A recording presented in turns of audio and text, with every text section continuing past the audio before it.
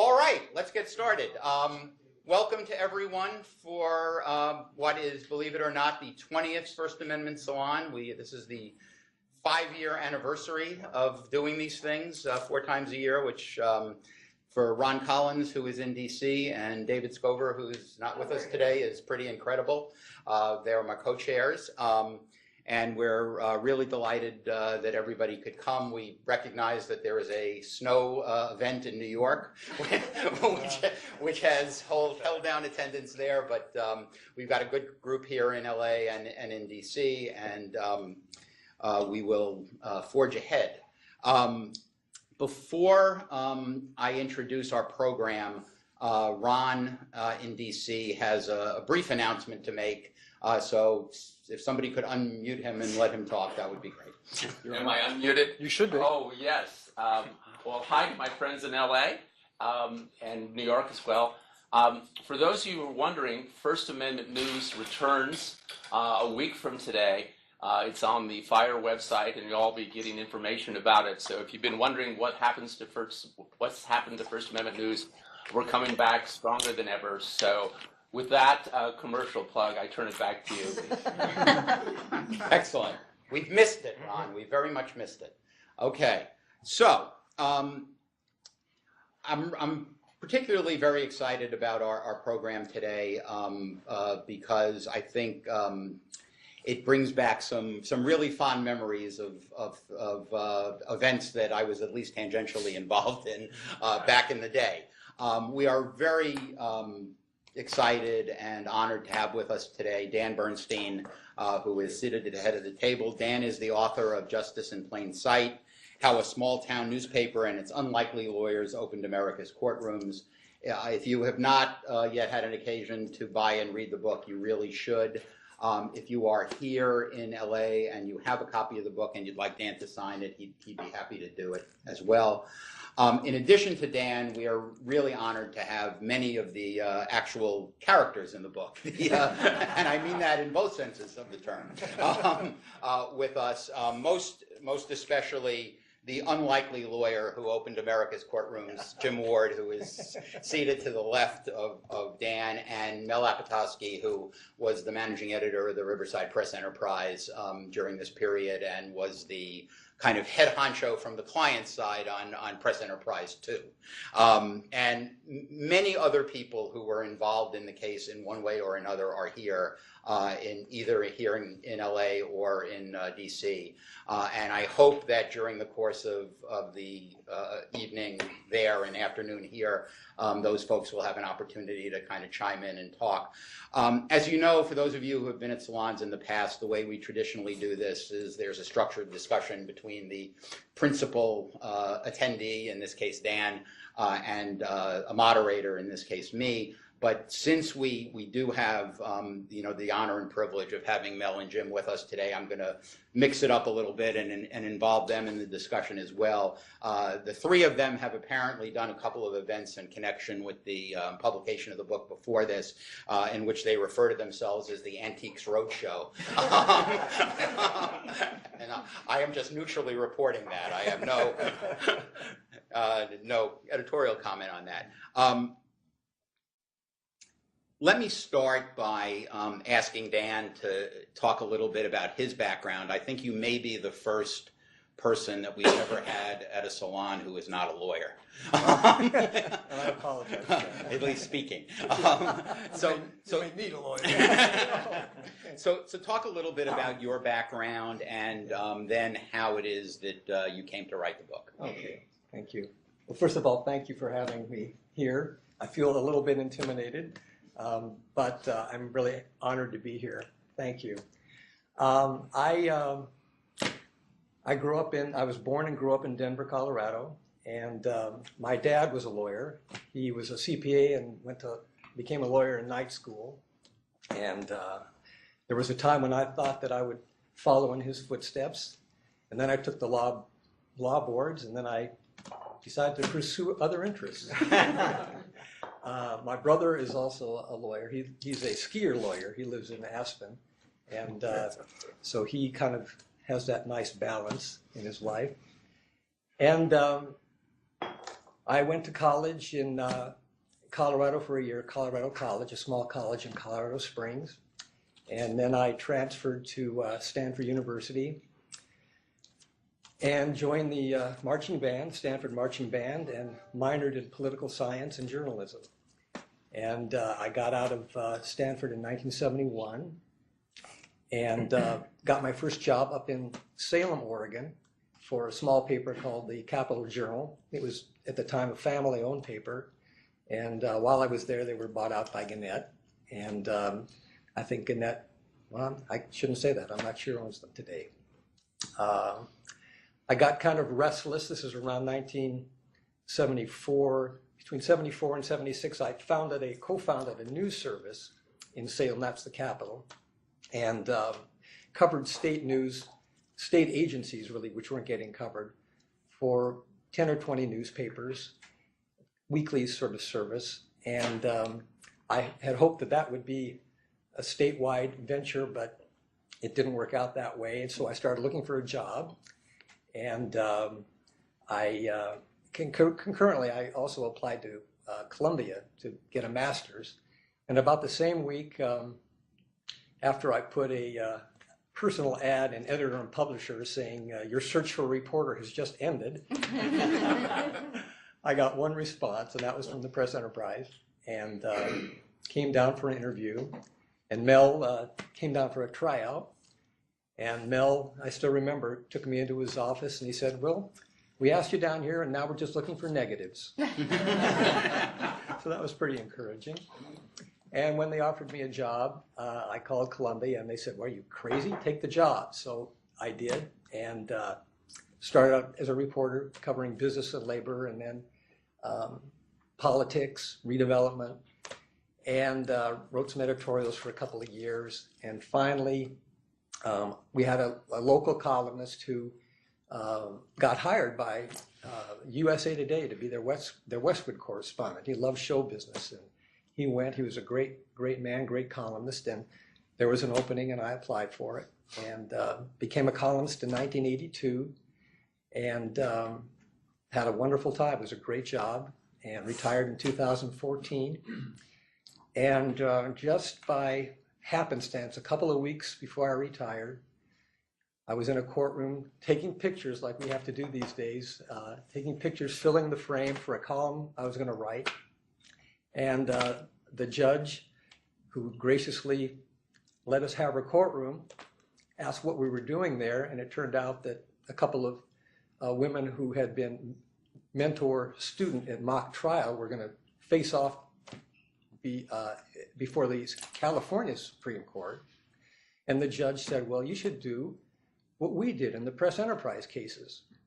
And this judge happened to be a member of the Jim Ward's associate in Thompson and Colgate, and she had taken a key role in writing the briefs for the Press Enterprise cases. And when she said that, I kind of went right over my head for about 3 or 4 hours. And then it occurred to me, nobody's told this story. That's what I'll do when I retire. And that's kind of that's how it started. That was the germ of it. And I really didn't know, even though this happened while I was at the paper, I really didn't know the significance of it. I just thought it would be interesting to look into. And after talking to Lee, who was very generous with his time, and Bruce Sanford, who was very generous with time, I realized that they told me that they loved this case, something that maybe it was because it was a smallish newspaper, a lawyer who was not your... Be careful now. an unlikely lawyer who was not in the First Amendment lawyer stable. It appealed to them. And I remember Bruce Sanford saying something that it just because Jim has sort of been in the wars trying to keep these courtrooms open, he and along with the Copley papers, trying to keep these courtrooms open when reporters were being kicked out, it resonated with a Supreme Court that was not really enamored of the big city papers like the Times, forgive me, or the Post, because this was kind of turning into a Nixon court, and they weren't all that impressed with the swagger. So I was fortunate enough to just keep going where this took me, and here we are. That's great. You talked about the Press Enterprise being a small town newspaper, and one of the things that I remember back at the time it was happening was people impressing on me, journalists that I knew, impressing on me that the Press Enterprise is not just a small town newspaper, it's a very special newspaper. Could you kind of talk about that a little bit, and Sure. and Tim and Norman and Mel and all of that? Yes, I will, and I'm sure that Norman, sure that Jim and Mel will jump in, but Tim Hayes inherited the paper from his father, whose father had made a lot of money running concessions in Yellowstone. He came out from Illinois. He had tuberculosis, and he dropped out of college, came out west to heal. I guess he got a job in Montana with a sheep farm, and it just sort of snowballed into this gig at Yellowstone National Park, which was new at the time. And he arrived in Riverside with a lot of money, and he bought a little stake in the paper, and that stake grew. And by 1949, when Tim became the editor of the paper, it was a good paper in that it was a community paper, and Hayes Sr. Was the type of guy that if someone didn't get their paper, he'd drive out and give it to them. He would take care of his employees if they got sick. But when it came to sort of keeping the business people around the town satisfied, he didn't ruffle too many feathers. And Tim was he was the opposite. He was not really, didn't have a newspaper resume. He edited his high school newspaper, Poly High in Riverside. And then he went to Stanford, went to Harvard Law, and when he got out, he became an FBI agent, special agent during the war. But the one thing he didn't want to do was practice law, and he never did, and he was rather proud of that. But what he wanted to do was run a newspaper, and he had a good connection. And he began to change the culture of the paper. And you're right, Lee, it was not just a small town paper. It was a kind of a hard-hitting paper. Tim cared deeply about his community, and he believed his readers ought to have the benefit of a newspaper that would cover the news and tell them what was going on in the community. And it sounds simple and maybe kind of corny these days, but that's what he really believed. And so he hired people like Norman Chernus as an editorial writer at that point. But Norman was much different than Tim. He was born in Cedar Rapids, Iowa. His dad was a furniture salesman, but he was a writer. He started fairly young, even in college, writing editorials or writing sports, I think, maybe for some papers in Evanston, papers in Iowa, and kind of got tired of living back there. And Tim recruited, he needed an editorial writer because Tim, one of the things he did was publish canned editorials. He knew that wasn't his strong suit. So we wanted an editorial writer, and that was Norman. And Norman grew to be much more than that, even though he was only 5 feet tall. He grew to be much more than that. He became the executive editor and really was an intellectual. Whereas Tim had gone to Harvard Law School, Norman was a journalist at heart, but he won a Nieman Fellowship, I think the late 50s, and studied constitutional law. He was really into it more than Tim as far as a legal career, the law was concerned. So the two of them, even before the Press Enterprise cases, were doing things that providing coverage that was aimed at trying to keep government open, trying to open these doors, these little cliques that developed. And the capstone until these Press Enterprise cases came along was in 1968 when the Press Enterprise won not just the Pulitzer Prize, but its only Pulitzer Prize and the gold medal for public service with a series of stories and editorials about how some white guys in the Palm Springs were ripping off the Indians. They own a lot of land in the desert. And these were lawyers, right, and judges. Yes, they were. They were mayors, police chiefs, realtors, judges, lawyers, and they all had a hand in kind of looting these trust funds. the press enterprise, at Tim's direction and Norman's editorial writing, got a hold of that and exposed it and forced a lot of resignations and retirements. So you're right, it was kind of it was a special paper in that regard. And it had my memory is that it had a reputation nationally in that regard, and that young reporters, if they got a job at the press enterprise, that was a big deal. So let's move forward a little bit to the period immediately before the Supreme Court cases. Mel, if I could put you on the spot a little bit, talk to us about the phenomenon of closed courtrooms in California around that time, and from a journalistic perspective, the impact that it had on your ability to do your jobs. Well, generally, of course, reporters don't like to be told no about anything. And that starts off when they can't get a record, they can't get a comment from somebody, they can't get any kind of information. And this was building up before the, I guess, late 70s and the 80s, certainly in California.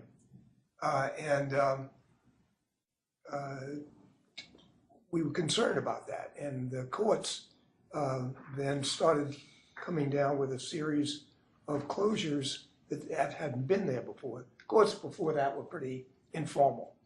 And they might close it, but the reporter could stay in, for instance. And the reporters didn't like it, and so they objected.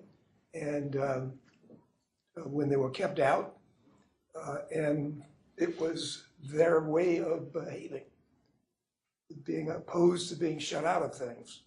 And Tim and Norman supported them, but they also really got interested when the court started doing it formally with a couple of decisions that came down from the California Supreme Court.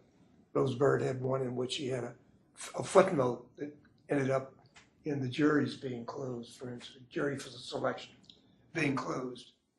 And so they picked it up from there. But the reporters had been that way all the time. Jim, you were the lawyer for the newspaper, and suddenly you found yourself in the position of Tim and Norman saying, we need you to go into court and open these things up. Talk a little bit about the phenomenon of closing the courtrooms and how you as a lawyer addressed it at the trial court level. Well, Norm would always call me early in the morning, it seemed like, and he'd call me at home if I hadn't made it to the office yet. But he called and he said, they won't let my reporters into the jury selection. They can't do that, can they? And I thought, I don't know. But anyway, so I said, we'll get back to you. And then I ran over and talked to John Boyd, who is sitting right here right now. And between the two of us, we concluded that no, a case could be made that they had no right to close the courtroom doors. And of course, the most celebrated first case, we have to understand, Norman Chernus was relentless in this process. He just simply, he knew what he wanted. He wanted access to the courtroom so his reporters could be there. And he wasn't gonna, it was like a dog with a bone in his teeth. And so he began to send us to every courtroom that was being closed. And I went often, I think John, you went too, didn't you? And we got very accustomed to doors being closed in our face, you know. And we then, of course, started filing writs. We first asked the Superior Court, please let us in, you know, and they would, of course, turn us down. And then we'd go to the Court of Appeal and ask for a writ mandate to get in, and they would turn us down. And then the only thing left was go to the California Supreme Court. Well, of course, when the Court of Appeal turned you down, what you got back was a postcard, and on it was a red line across, maybe askew, that said denied, and that was about the formality of it. But then we'd go to the California Supreme Court, and they'd say essentially the same thing in a little more dignified way. But the first case that was really a moment was the case, which you should ask Dan about, the Norco bank robbery case, very celebrated case. A deputy was killed in it, and a shootout between the police and, you know, chase across county lines and all kinds. It had all the elements in it, and the judge would not let us into the jury selection process, and we pursued that and went all the way we went for cert to the United States Supreme Court, and we got 3 votes. And we were heartened by that because we got 3 votes. We only needed 1 more, and cert would have been granted. But that was really the real beginning. But before that, we had been trying to get into courtrooms on a regular basis. You have to understand that the thing that many of you will remember, the Hovey case, Rose Bird's opinion, where she concluded that in capital cases, the Venari people were influenced by the questions and answers in the voir dire. And she based her opinion on a study involving 67 people, and I don't know what his credentials were, but some guy concluded that there was a very bad effect on jurors, and therefore the only way to select jurors in capital cases was, in Rose's words, in sequestration, 1 at a time, and out of the presence of any other prospective jurors.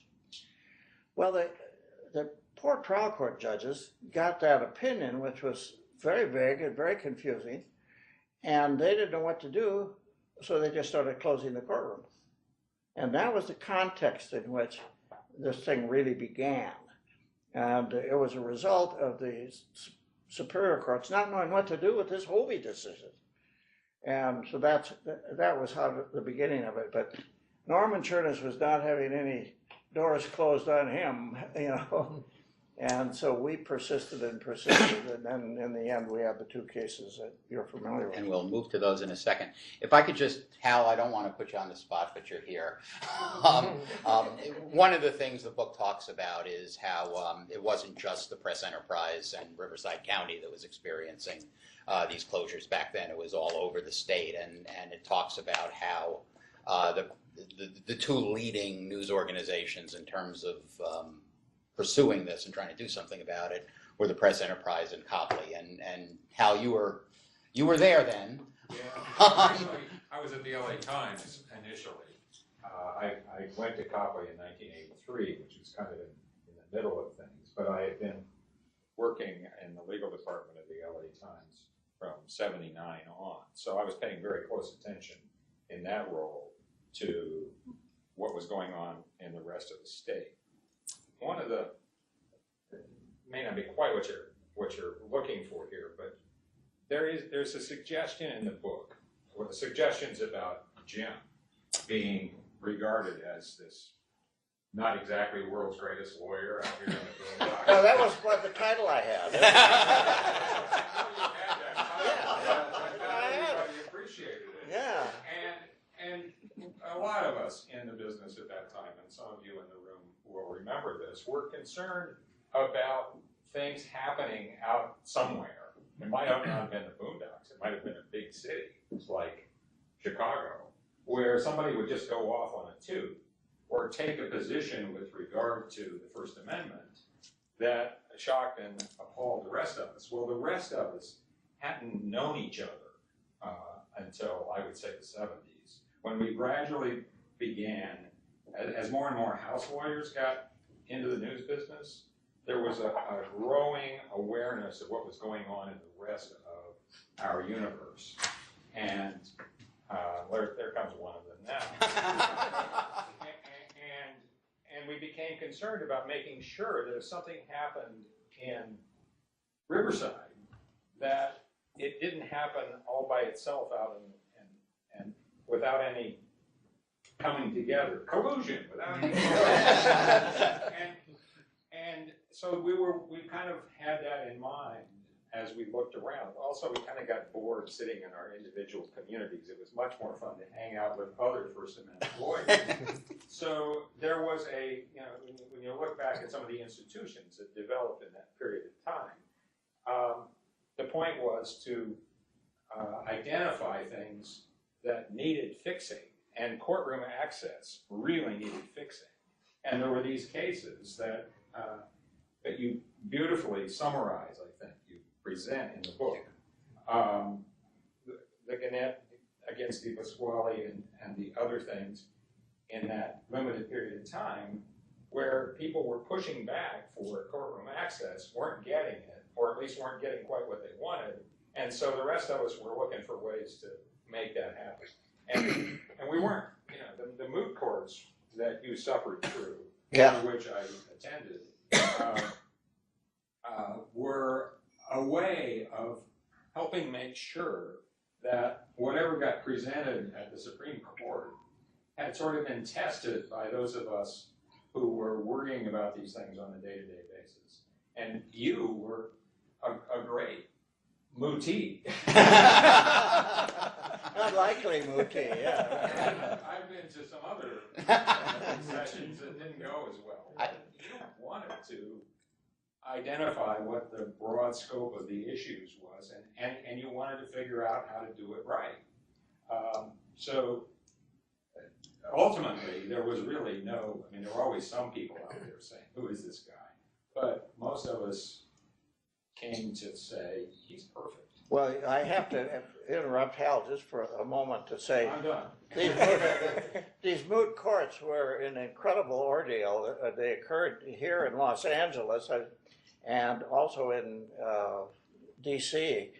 And prominent First Amendment attorneys and representatives of newspapers, and just really people that I admired, would gather 5 or 6 of them at the table across from me, and I stood, they sat, and then and of course I would start to make a presentation, and of course in about 30 seconds they were pouncing on me, and they would attack me for about 30 minutes, at which time I was exhausted, and then they'd say, oh, that was good, Jim. And then they would leave, and 5 or 6 more of them would come in, and it'd start all over again.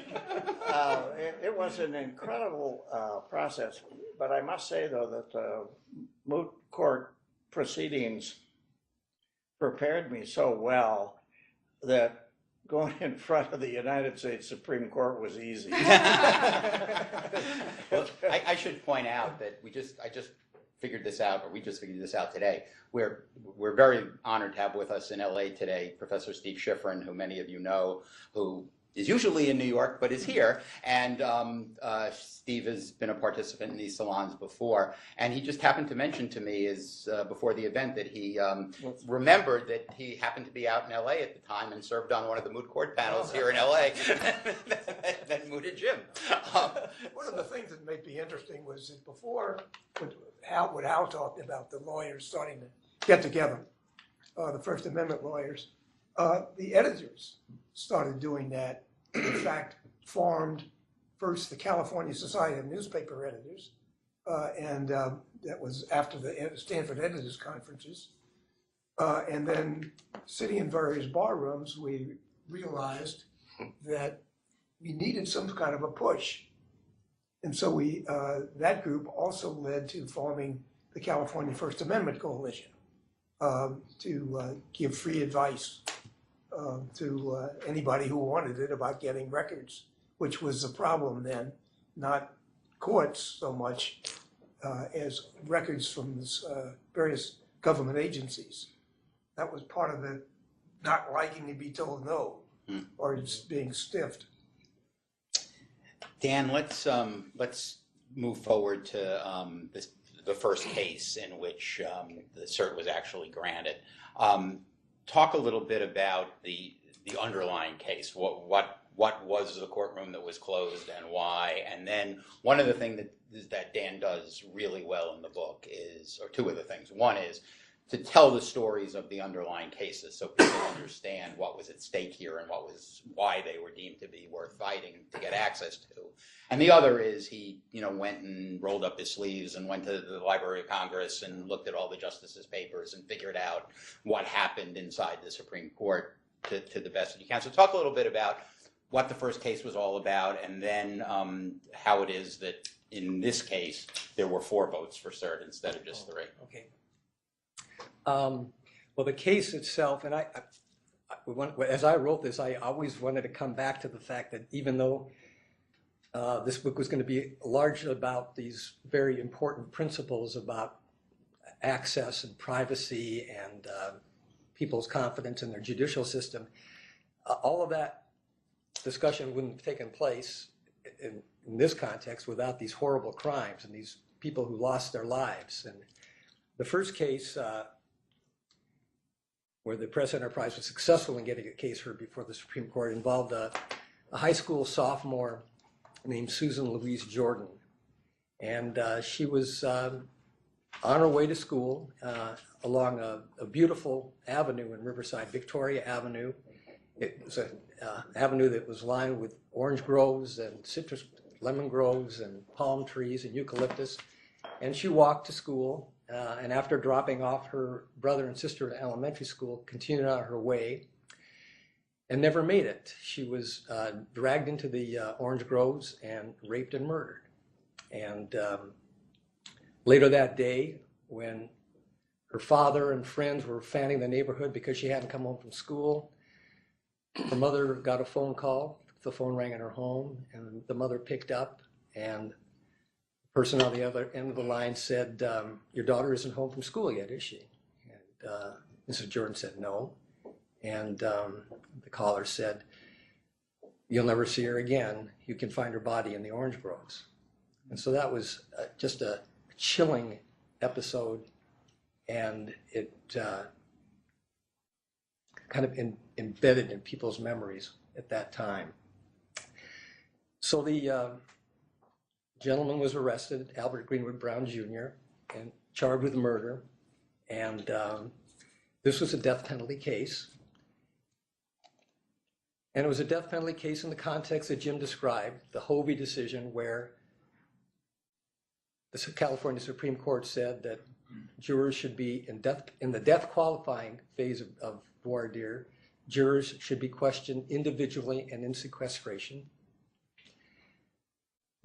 In the prior case, the Norco bank robbery case, the Judge Hennigan, went along with that, and he decided that it would be closed, and that jury selection lasted for 6 months. It lasted for 6 months.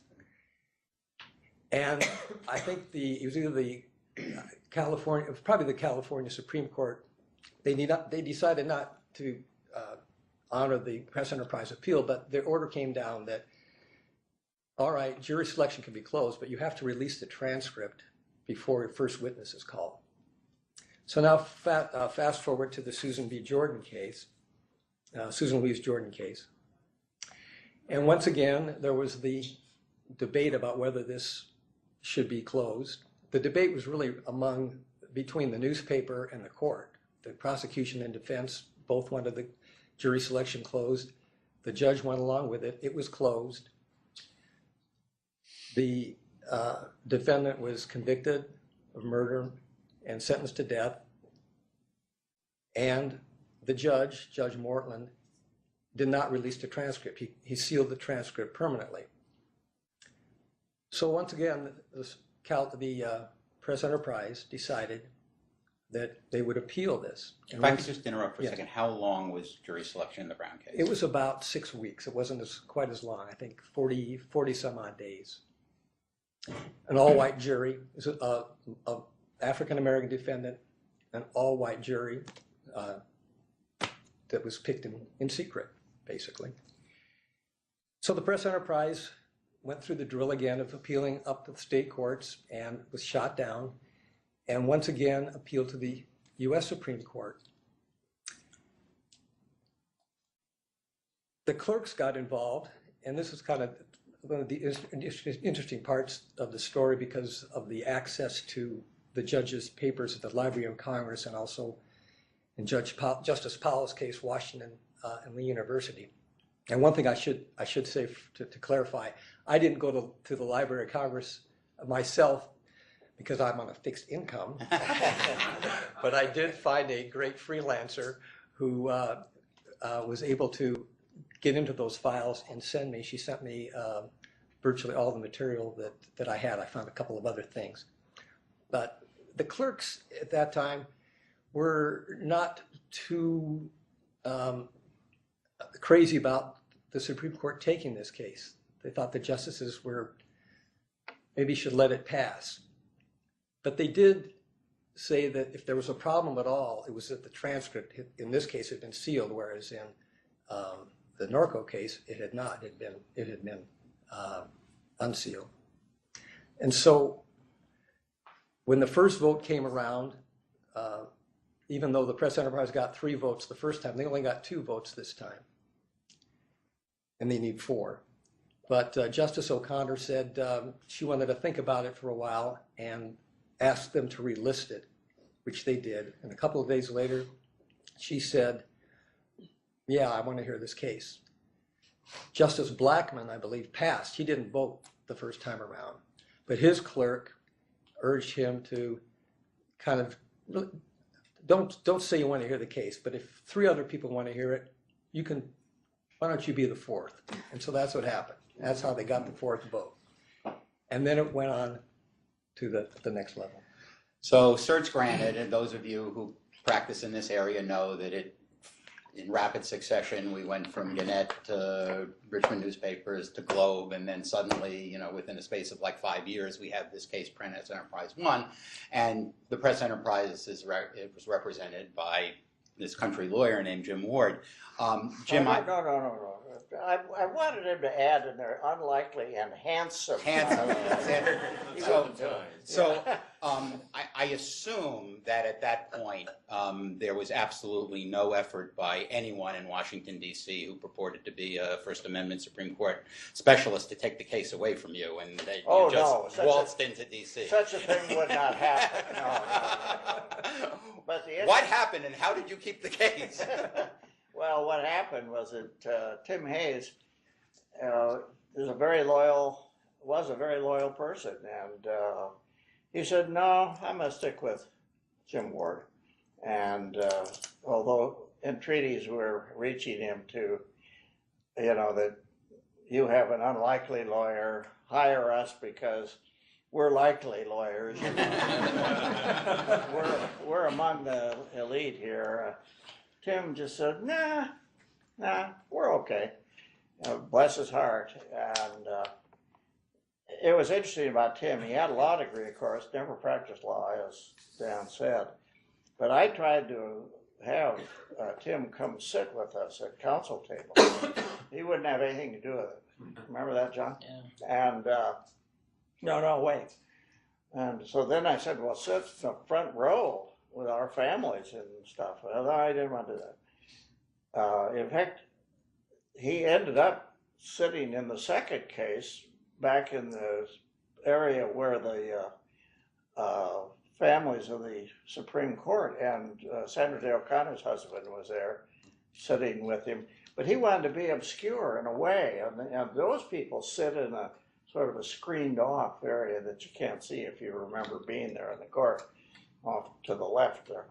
And in any event, Tim was tenacious about pursuing this case, but he never did it to aggrandize himself, and he never forgot his friends. Now, one of the things that the book talks about at great length is the kind of grand strategy for presenting both cases in the Supreme Court. But let's start with the first one, because the template there was sort of followed in the second one as well. And it involved an ultimate decision to have 2 amicus briefs in support of the Press Enterprise. One that came to be known as the California brief, and the other one that came to be known as the national brief, with California media organizations signing on to one and national media organizations signing on to the other. How did that strategy come to be? It evolved, really. Tim introduced me via the telephone to Bruce Sanford. And so we knew we were going to have Bruce putting together, you know, the New York Times and the Washington Post and several national organizations and several papers that were willing to contribute and kick in to do a national brief. But we knew we had, like Hal's attorneys, that I believe Ray Carey Ames and Fry. Yeah, it was Ed McIntyre who was Ed He was the outside counsel for the Copley Press dating back several years before I became. Right.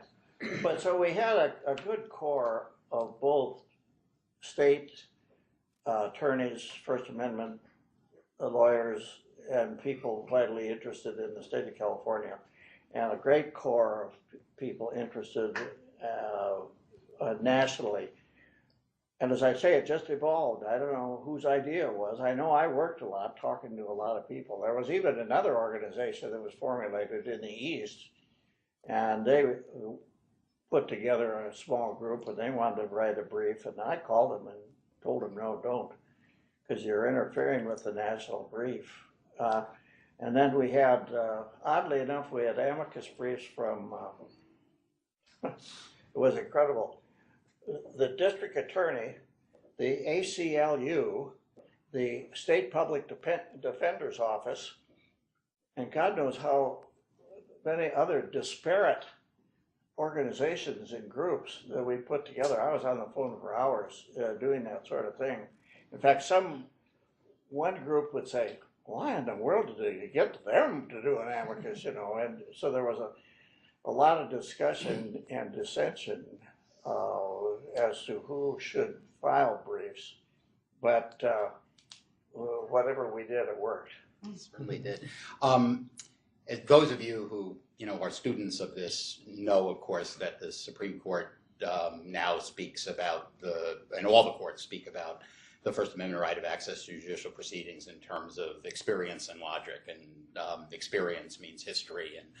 And back in those days, there was a real part of the effort was to convince the Supreme Court, or whatever court you were before, that there was a history of access to the kinds of proceedings that were before the court in the particular case. And that had succeeded in the context of criminal trials in Richmond newspapers. It had not succeeded in Gannett, where the court seemed to suggest that there was no such history with respect to pretrial proceedings. So when the Press Enterprise One case got to the Supreme Court, there was a real effort made to convince the court that voir dire was part of the trial, that it was part of what you had already decided in Richmond, not the pretrial stuff that you were dealing with in Gannett. And my favorite story in the book, there are two of them, but this is one of them, is the story about how the discussion of history in the national brief, amicus brief, came to be, and how it wound up in the opinion. Dan, could you talk a little bit about that? Yes. I'm glad you asked that question. Is Brian Harvey there? He does not appear to be. Not there. Oh, it's a shame. Okay. Well, this is Brian Harvey's moment. Thanks to Lee, he mentioned that there was this effort to find the history of the history part of the history and logic, and not only that, but to target a certain faction that you called the Burger faction.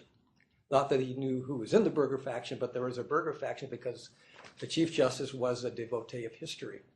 So Brian, who was a young associate was at Baker Hostetler, was sent down to the Library of Congress to see what he could find out about the history of open voir dire.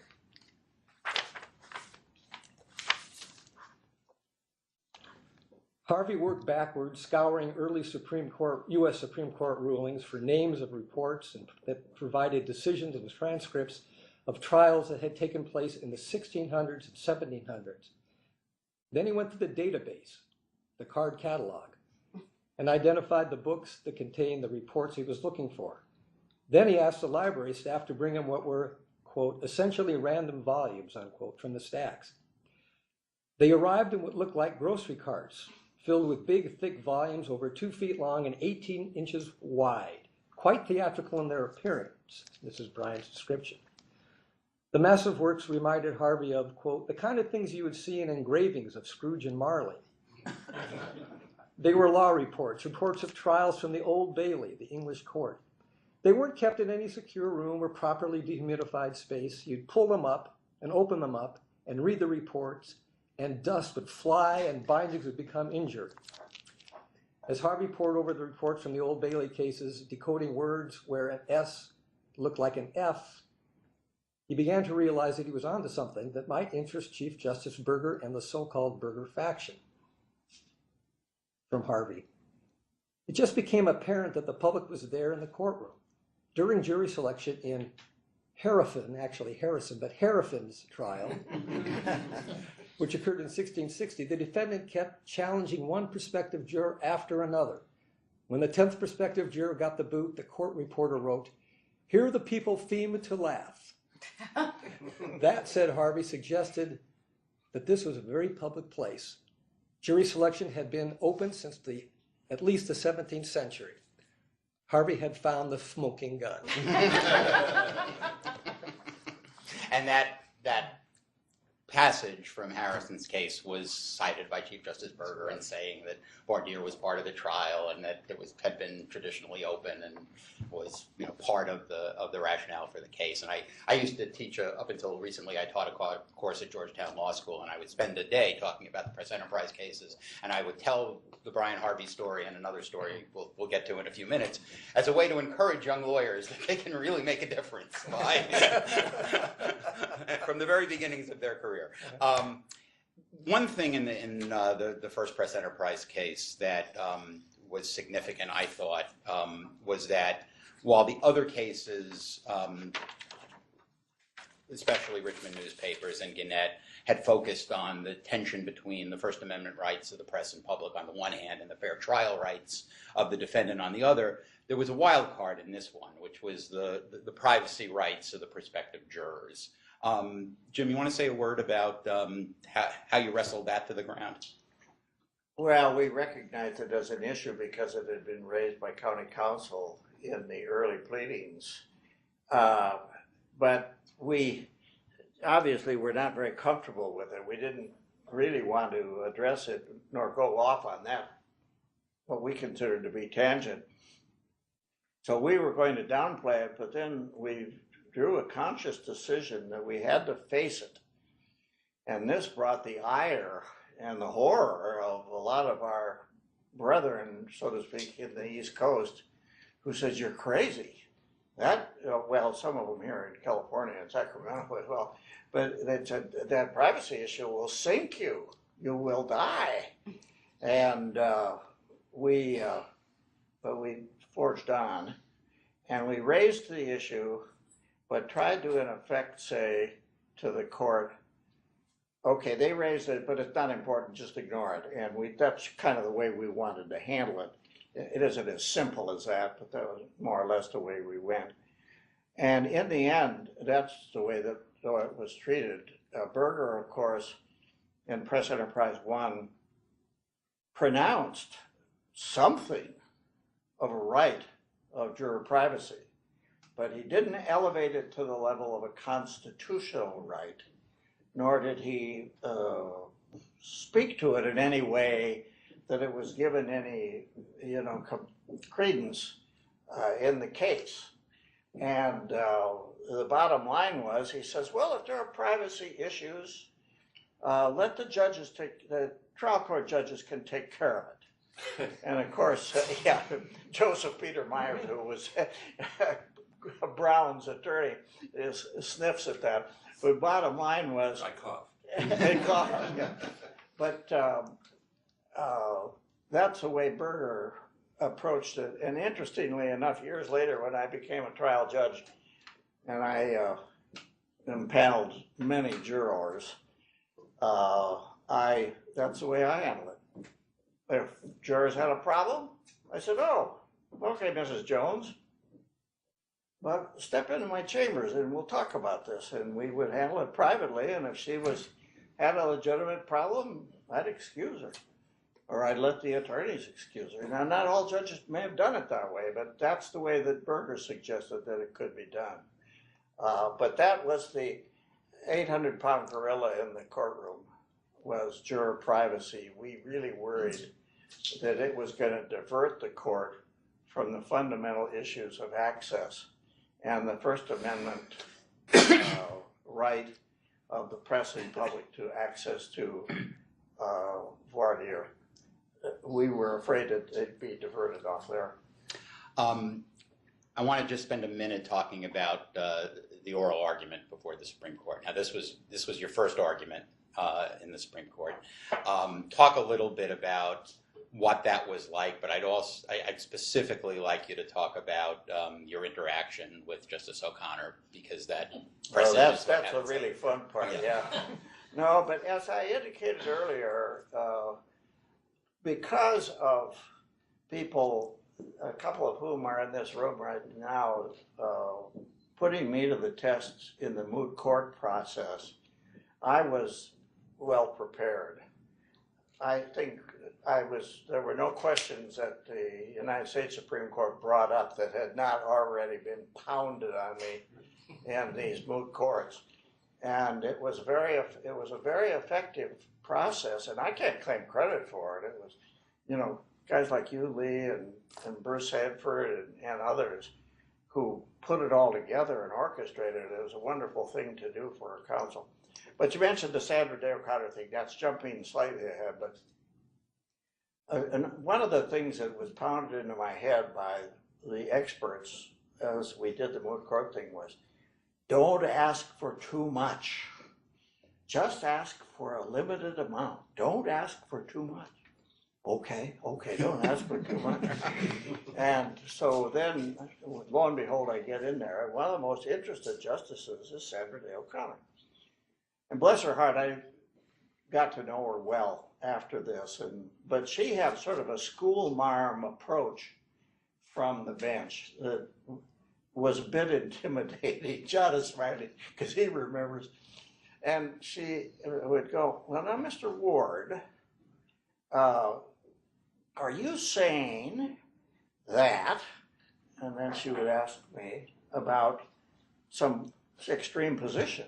And I'd say, well, we don't argue that at this time, Justice O'Connor. So she'd ask me another question. Well, are you saying that you have right of access to this? And I said, well, we don't argue that at this time. And she looked at me and she says, Mr. Ward, that is not a satisfactory answer. And I said, okay. And then I unloaded on her, and I said, no. So I spoke up as strongly as I felt I could for openness and the right of access. And she just leaned back in her chair and smiled. And she said, so you're going to be back again next year to argue that. And I can't believe to this day that I said it. I said, I'll be back, Justice. True story. Can I add one thing to that? Sure. When I read that, I thought, my gosh, that's Jim Ward up there channeling Arnold Schwarzenegger. And so I started trying to figure out when the dates were. Well, Jim was up there in 1983, and the Terminator didn't come out till 1984. So in fact, Schwarzenegger ripped you off. Yeah, exactly. So there, a lawsuit might be. I don't know. Well, obviously you were back, and I won't spend a lot of time talking about what the Supreme Court held in Press Enterprise 1, because I think everybody here knows that. But then, lo and behold, there's a second case, and within 2 years, Jim is back again. Dan, spend just, as you did before, talk about the underlying proceedings in Press Enterprise 2 and what the issue was in that case. Okay. Press Enterprise 2 was a preliminary hearing issue. And what happened in this case, that got it started, was that I think it was the county coroner began getting phone calls. He got maybe 2 in 2 days about some patients, elderly patients mostly, dying at a hospital in a little town called Paris, P-E-R-R-I-S, that was just outside of Riverside. Had been dying sometimes two a day, and on the night shift. And it turned out that they were dying because a male nurse named Robert Diaz, who had been dispatched through a nurse registry to this facility, began injecting them with overdoses of lidocaine, which is a heart-soothing drug or something that can settle the heart down, but in a huge dose, which he concocted at home. It killed them, and it was a gruesome demise. It was changing colors, shaking, bit epileptic, maybe not epileptic, but it was just horrible to watch. And it happened quick. He worked the graveyard shift, which was very appropriate. And one of the reasons he wanted that, he was a nurse who believed that a head nurse who worked at that hour of the day would have a little bit more autonomy, wouldn't have to be answering to these doctors who would really only get in his way. So he did have an extraordinary power and exercised it in a horrible way. And patients were dying, as I said, sometimes two on each shift. And it ended up being charged with 12 homicides, most of them at that hospital, one in a different one, but he may have actually murdered more. One of the interesting things about this case is that the district attorney who prosecuted it, the deputy DA who prosecuted it, it describes in this book how he had to invent a science to prove that Diaz had done this. Lidocaine wasn't a controlled substance. It had various properties. So they had to rule a lot of things in and rule a lot of things out to prove that the things that happened could only have happened in a sequence when lidocaine was the murder weapon, and then tie the nurse to the lidocaine. Cut to the legal aspect of this, I think there was a closed, it was a closed preliminary hearing. Actually, there was a closed preliminary hearing, if I'm not mistaken, in the Susan Jordan case. It was routine. It was really routine. And the press enterprise did not object to the closed preliminary hearing in the Diaz case. But at the end, I think it went on several weeks, the press enterprise reporter asked for the transcript, and the judge denied it, sealed it. And that's what kind of got the ball rolling. So the issue was why it wasn't just releasing the transcript, but why shouldn't these hearings be open? A preliminary hearing is a lot like a trial. If there's a neutral magistrate, there's a defense lawyer, there's prosecution, witnesses can be called, and probably most important of all, 90% roughly of cases never get beyond a preliminary hearing. They either get pleaded out, settled, dismissed somehow. Yet this is the time when a citizen or the public, this is one of the few times, can actually see justice in action to make sure that the system is functioning properly.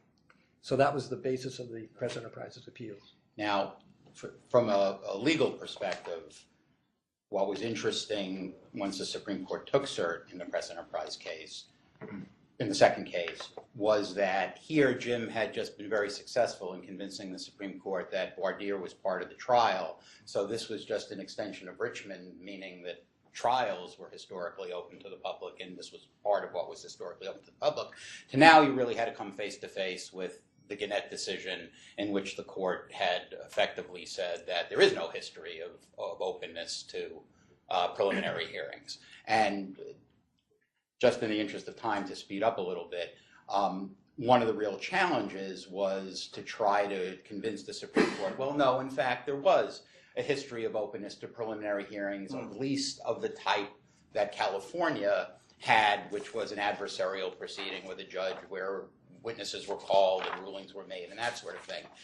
And my second of two favorite stories in the book is the story of yet another young associate who happens now to be no longer a young associate, but with us in DC, Adrienne Danforth. And she went to the Library of Congress. And Dan? Hi, Adrienne. I'm pronouncing your last name Wien. Is that your maiden name? Is that correct? She can. Oh, Wien. Okay. All right. Adrienne Wien was in her mid-20s, fresh out of the University of Virginia School of Law, and now a first-year associate with a big Washington law firm.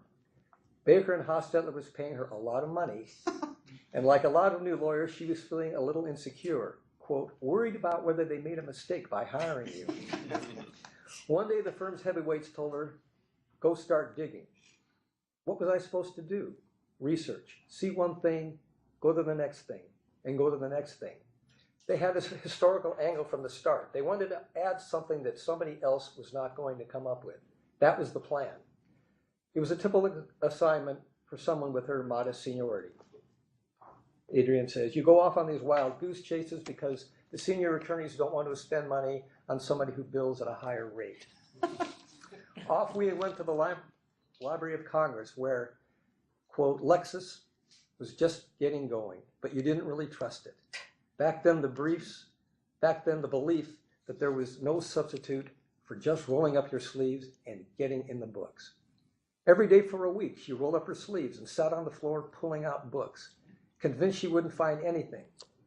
She paged through volumes of federal cases, digests of the oldest of the old federal cases, looking for a heading that said preliminary hearings. She wasn't looking for a decision that said preliminary hearings shall be open because she knew it didn't exist.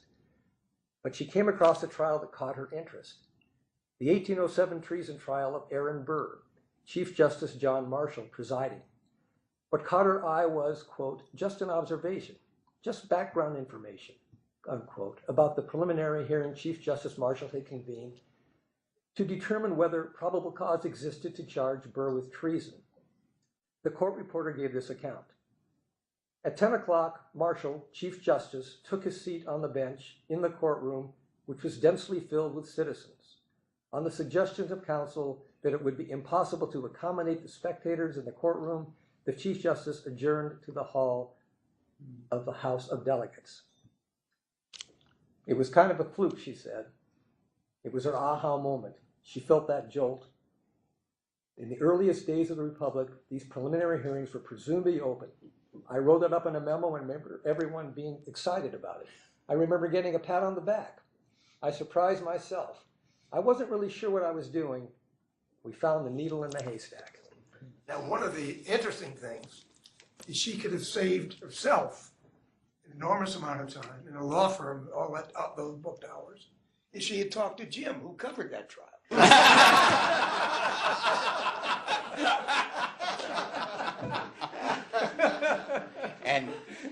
And That's not funny.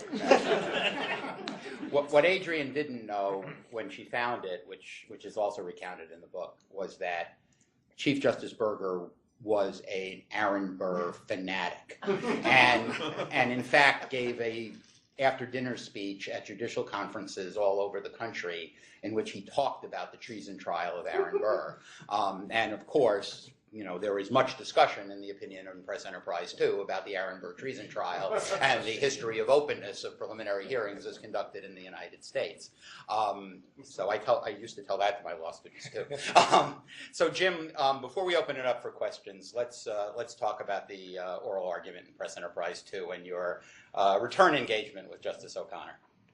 It was amusing because I looked up at her and she looked down at me, and one of the first things that was said by a justice of the Supreme Court was, Mr. Ward, it seems to me we've been here before. And then we went about our business, and it was, of course, there was another kind of a good one in from a personal point of view, interchange with the justices. And that was with Justice White. And he looked down at me and he says, Mr. Ward, isn't it true that the only reason you want to have your reporters in there is so that you can just write it up in the paper to sensationalize it, you know? And I said, then of course I was brilliant. I said, well, of course, you know, Justice White, there are there's publicity all the way through all of these proceedings. Before, at the time of the arrest and several stages, and now there are people who are saying that, but the preliminary hearing ought to be closed. And I said, why should it be any different? Yes, we want to cover the preliminary hearing. And that's why I say I was brilliant, right? But at any event, he was not buying it. And he was not too keen on it, although he voted for us in the end. Anyway, and then Justice O'Connor, that was the other one.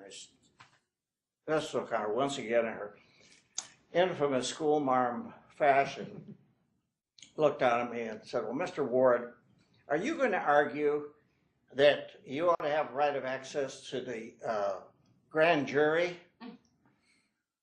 And I said, we do not argue that at this time.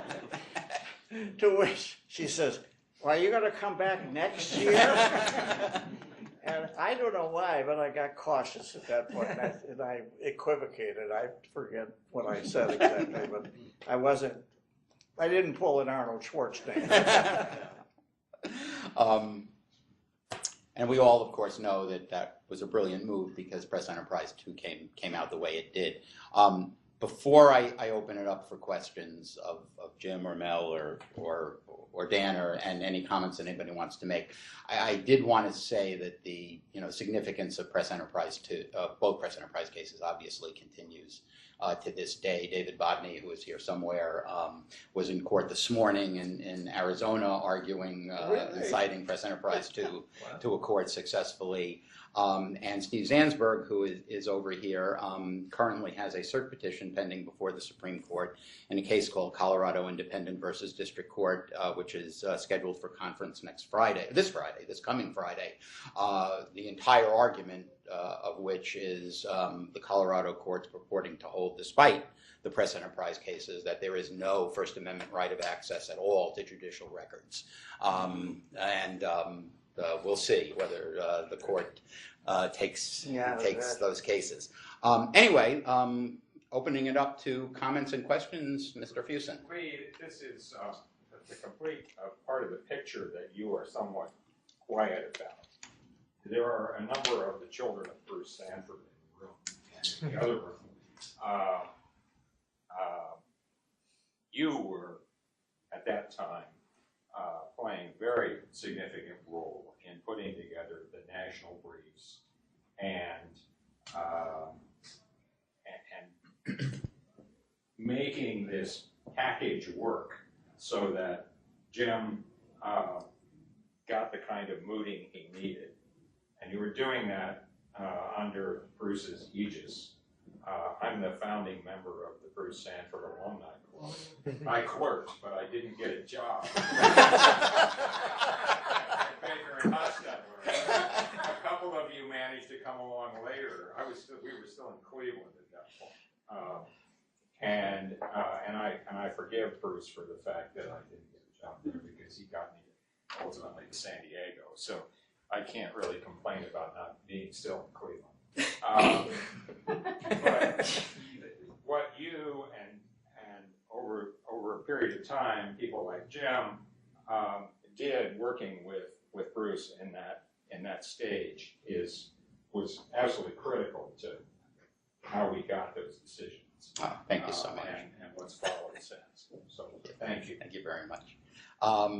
Mr. Myers, who represented Brown in the criminal case, would really like to make a point. A few. I did submit a brief, by the way, all 4 pages of which were pretty much done in half an hour, and there they were. I'd like to simply say a few things.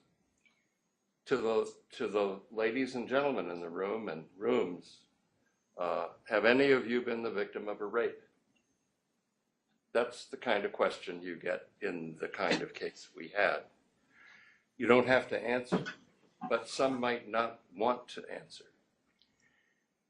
The remedy which courts have used in the past and in ordinary cases, other than a death case,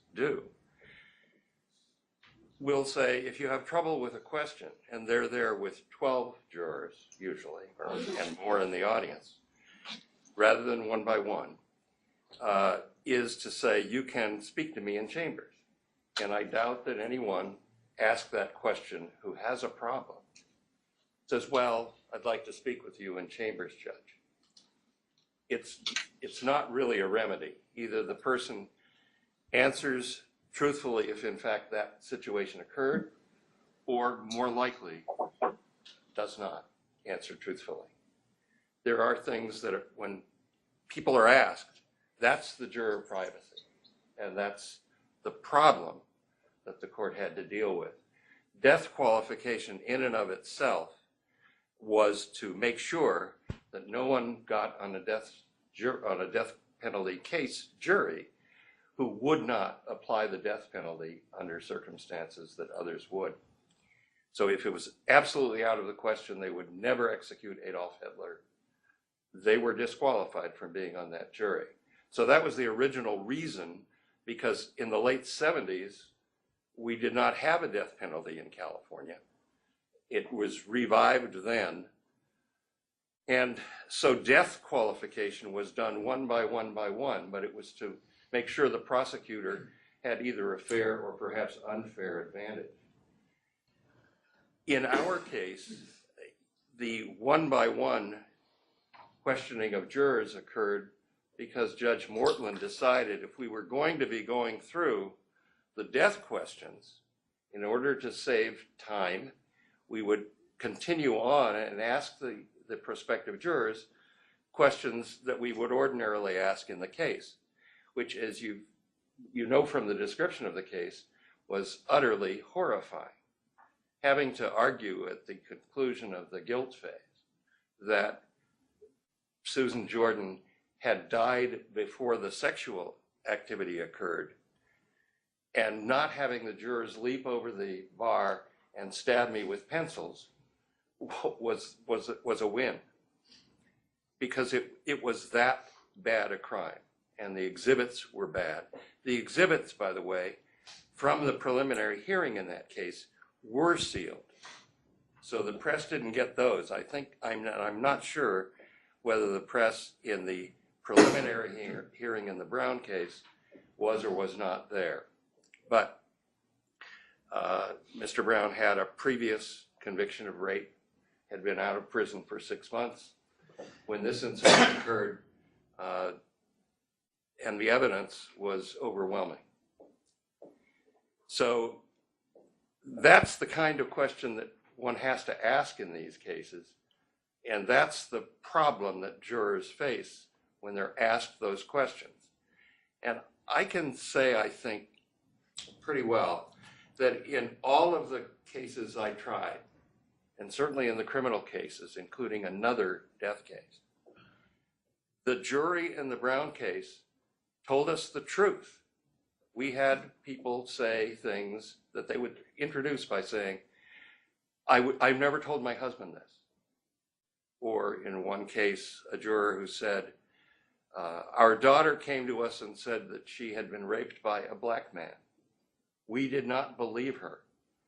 Babies were born, twins, and crying said, if I went to the adoption agency and I gave them all of our information so that those babies can find me if they ever want to.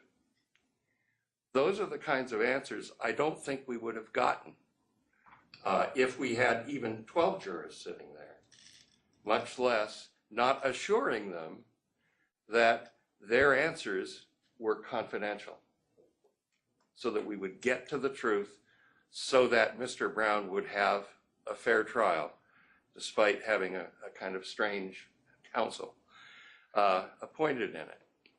So there is another side on the juror privacy question, and the brilliance of Mr. Ward and the rest of you was to soft pedal that, because it is a very, very harsh reality. There are alternatives now where jurors are given numbers. They're not allowed to be photographed. In cases like this, there's a great deal of effort spent on not having them exposed and their answers exposed to some extent. So I have always felt that the decision in Press Enterprise 1 was wrong on that basis.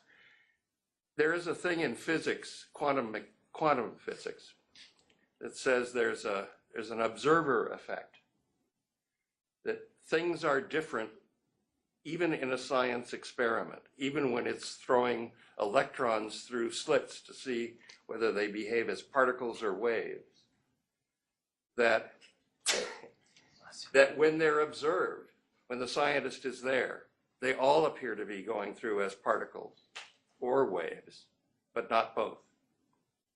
And we're not sure what happens in the real world.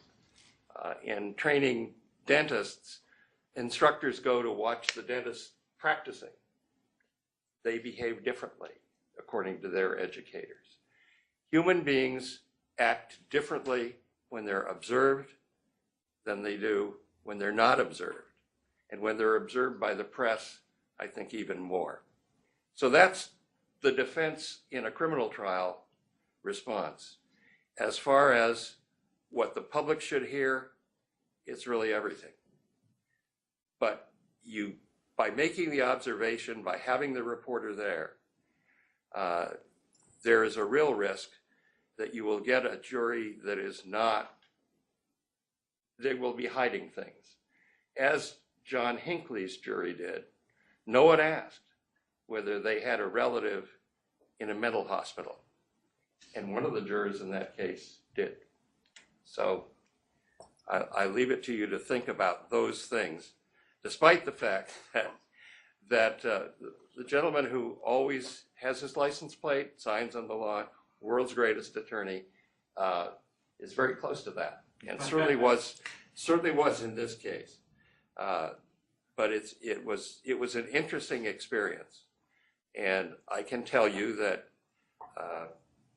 when I was trying in the death part of the case, that trial on the penalty, somewhere in the middle of the argument, I noticed that the jurors were crying, and then I noticed that the bailiff was crying, and then I noticed that I was crying. I was holding up a picture that Mr. Brown had drawn, a charcoal drawing of his brother. He'd done that while he was in the jail waiting. And it was absolutely compelling, beautiful, and my only argument was that no one who is entirely evil could have created this. So I'm opposed to the death penalty for many reasons. One other reason is that every time the Brown case came up and then down to the court for sentencing for whatever, and there were numerous times, the Jordan family had to be involved again in the circumstances of their daughter's death. And as a parent, who's, as the book points out, whose daughter looked a lot like Susan Jordan, and I assume would have had Susan lived, that's just about the most horrifying thing that could happen to those people. It really is ghastly. Thank you for that. Steve? I want to make one response to that, but first, I'm interested in the general question of access, understanding that the two cases here were very, very important. But access claims generally are argued through the Freedom of Information Act and beyond that. And I'm and it strikes me that if the press wants to get access in other places, that probably, I'm thinking, for example, of prisons, that probably the best way to go about it is to lobby legislatures in order to get specific rights of access in specific places that a court is unlikely to give you. And I'm just wondering, so my question, and this may be better for Lee than for the participants, is just to ask you to describe the kind of lobbying that the press is doing with respect to access generally, with respect to legislatures. And the one response I wanted to make is, I find it hard to believe that an attorney who wants to get a juror telling the truth would ask, have you been raped? The general question that is asked is, has anyone on this jury been the victim of a crime? And then you get people who say yes, and are you willing to go talk with the judge? And the answer is far more likely to be yes. That could be, but we had a case of a rape and murder, or a murder and rape in that order. That was the argument I had to make. And you have to really get to the heart of what the case is about. And so that was just one of many, many questions. But the prosecutors needed to know those things too. And you can be a little more gentle in how you ask the question. But you have to know how people feel about whatever that crime is before you can go on. And that jury told us the truth, and they agonized over the verdict, and then, although they did it quickly, but they understood what was at stake, and they voted the way they voted. We had an honest jury, that is. No one hid anything, so far as we could tell. Anybody in any of the three places have a response or a response to Steve's comment or question about legislative efforts on access to things like prisons? Well, the California Public Records Act is a monster. And it's going through the legislative machine several times. And it's very, very imperfect to top out of it. It doesn't deal with the court records, but it deals with other kinds of records. Well, I can tell you right now, in California, we're having great difficulty with that exact same process that we took many decades for us to get access to police records in California is very constrained. You can't get it. And we finally got legislation this past year that was supposed to take effect on January 1st to give us access to officer-involved shootings and personnel records having to do with officer-involved shootings and with sexual assault later in the year. And so January 1st comes around, and all of the reporters file on January 1st, the day off, access to some of these records to get the data and also on specific cases. And the last count was that we have the unions fighting in 22 different venues, 22 different courts up and down cases, lawsuits have been filed against the agencies. And if someone correct me here, people jump in if I'm characterizing this incorrectly, but there's several different ways this is being litigated, both as the agencies denying it, and so there's Public Records Act lawsuits against those agencies, and there are the unions of the police officers and the deputies, and then the unions for the hierarchy just above deputies, and we don't have any chiefs unions in there yet, but we have sergeants and lieutenants unions. You have the Attorney General. Now we have the Attorney General that just got cited by another agency, Long Beach, today, saying they're not going to, the California Attorney General issued a letter back to a requester for the Attorney General's record saying we're not going to do this because in one of these cases I was just starting to describe, there was a TRO issued on behalf of, the court did it on behalf of a union representing its constituencies about their privacy rights. And so there's question about standing there. And the press has gone in a lot of these cases learning only after, which has historically been a problem in California, that we find out after a TRO has been entered against our own requests. And because the city has tipped off the union that they're going to release these records, And then the union says, we don't have any standing to be litigating this because it's just their fight with the city or whatever the institution is they're trying to keep from releasing the records, like in the AG's case. He said because there was a TRO in another jurisdiction down south, he wasn't going to release his records because of that TRO. They were going to wait and see what happened to that TRO.